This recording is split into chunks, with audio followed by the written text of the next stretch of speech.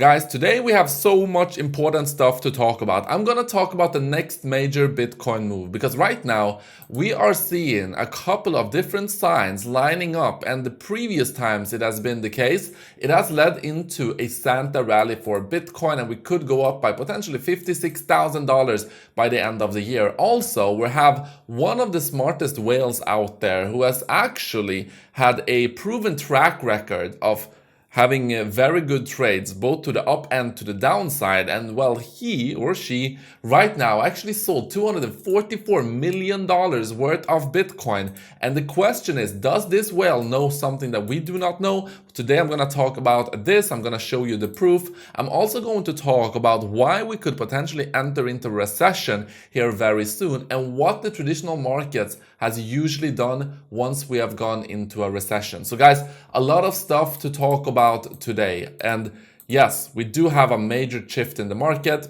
I'm gonna get to everything in this video, guys. Welcome back, everybody. My name is Chris, bringing you cryptocurrency videos every day, teaching you how to make money in this market. If you're new to the channel, then make sure to subscribe and activate the bell right now.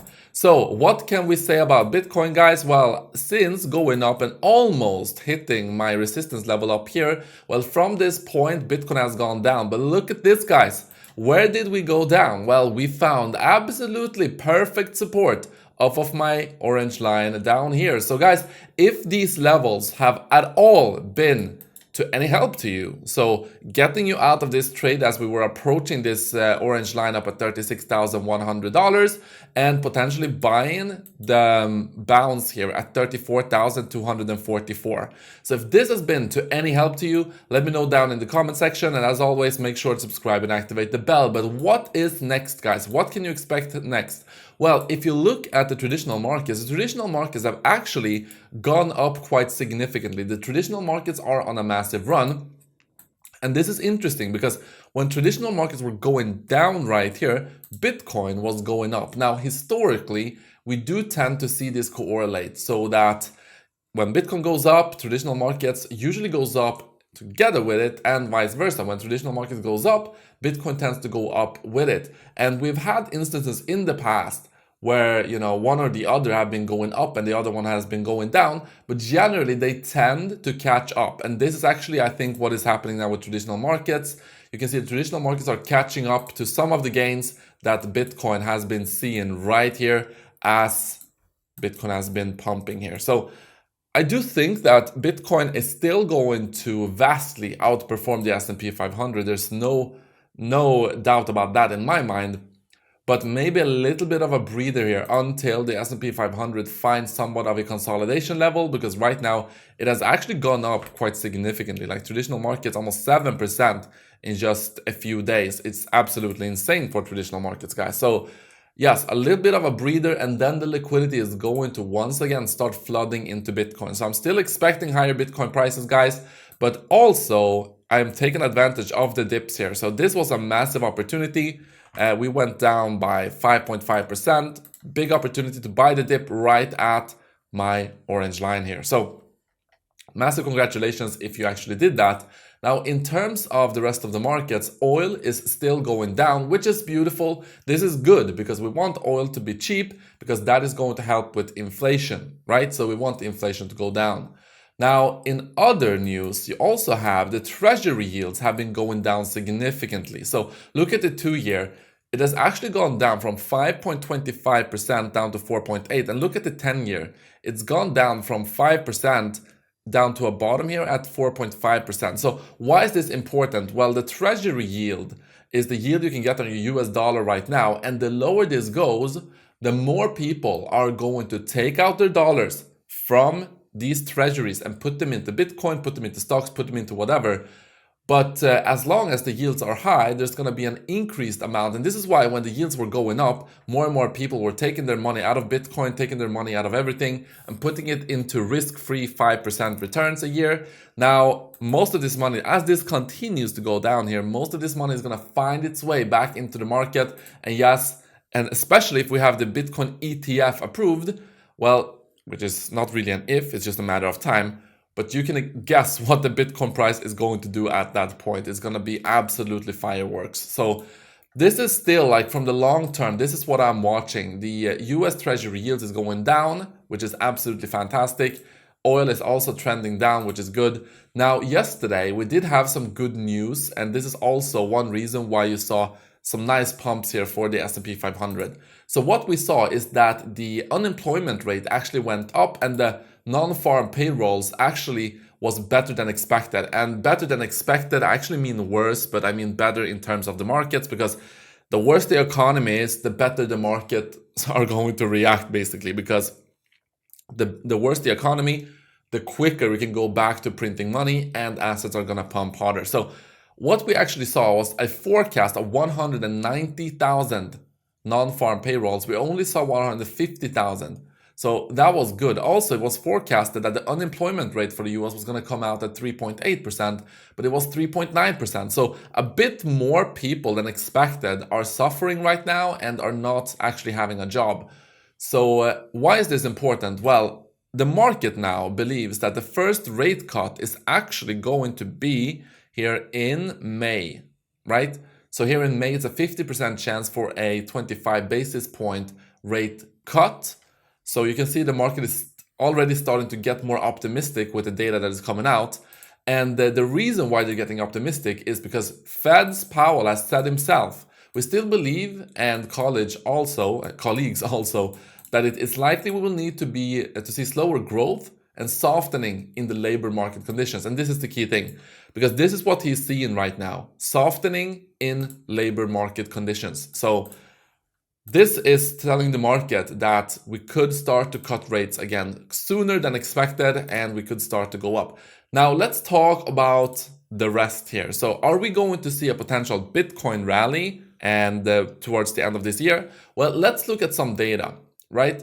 So every time we have had a green year up until October, so the first few months, if October is 50% plus at the same time, then during the year ends, we usually do see some nice pumps. So 2010, 36%, 32, 2012, 26, and here's insane, 2013, 282%.